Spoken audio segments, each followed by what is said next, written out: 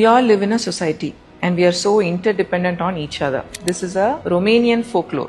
ஒரு வில்லேஜ்ல ஒரு ஃபார்ம் இருக்கு. ஹஸ்பண்ட் அண்ட் ஒய்ஃப் ரெண்டு பேரும் மட்டும்தான் அந்த ஃபார்ம்ல வேலை செய்யறாங்க. அவங்க 3 அனிமல்ஸ் வளர்க்குறாங்க. ஒரு டக்கு, ஒரு பிக், ஒரு கவ். அதே வீட்ல ஒரு ஸ்னேக்கும் ஒரு மவுஸும் வாழ்ந்துட்டு வருது.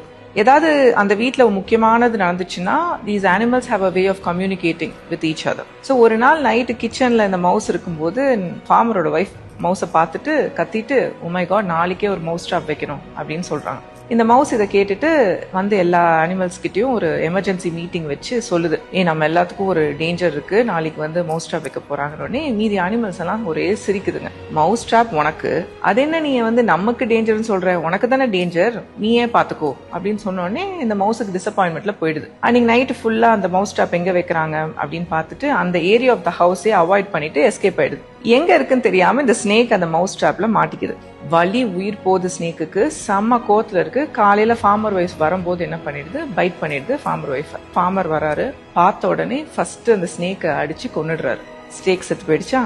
உடனே ஃபார்மர் ஒய்ஃபை வந்து டாக்டர்கிட்ட கூட்டிட்டு போறாங்க. டாக்டர் வந்து நீங்க இவ்வளவு லேட்டா வந்திருக்கீங்களே, நான் மருந்து போடுறேன், பட் ஐ டோன்ட் நோ, நீங்க வெயிட் பண்ணி தான் பாக்கணும்னு சொல்லிடுறாங்க.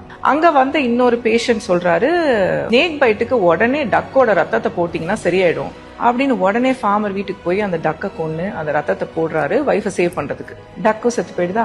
ஒரு 1 வீக் பாக்குறாங்க, அவங்க பிழைக்கல. அந்த 1 வீக் அவங்க சிக்கா இருக்கிற டைம்ல வந்து நிறைய ரிலேட்டிவ்ஸ் வராங்க. ஃபார்மரும் ஒர்க் பண்ணல, அவங்க ஒய்ஃபும் ஒர்க் பண்ணல, பணம் இல்ல.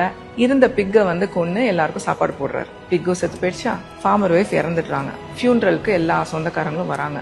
அவங்க எல்லாத்துக்கும் சாப்பாடு போறதுக்கு இருக்கிற கவ்வையும் வந்து ஃபார்மர் கொன்னு சாப்பாடு போட்டுறாரு. கவ்வும் இறந்துருச்சா. இதுல தப்பிச்ச ஒன்னே ஒண்ணு அந்த மவுஸ். இது ஒரு சிம்பிள் ஸ்டோரியா தெரியுதுல்ல, பட் எவ்வளவு ஒரு டீப்பான மீனிங் இருக்கு. Be it at home or at work, யாருக்காவது ஒரு ப்ராப்ளம் வந்துச்சுன்னா எனக்கு என்ன வந்துச்சுன்னு நடந்துக்காம அவங்க ப்ராப்ளத்தை சால்வ் பண்ண முடியலனாலும் ஏதாவது ஹெல்ப் பண்றது ஃபர்ஸ்ட்.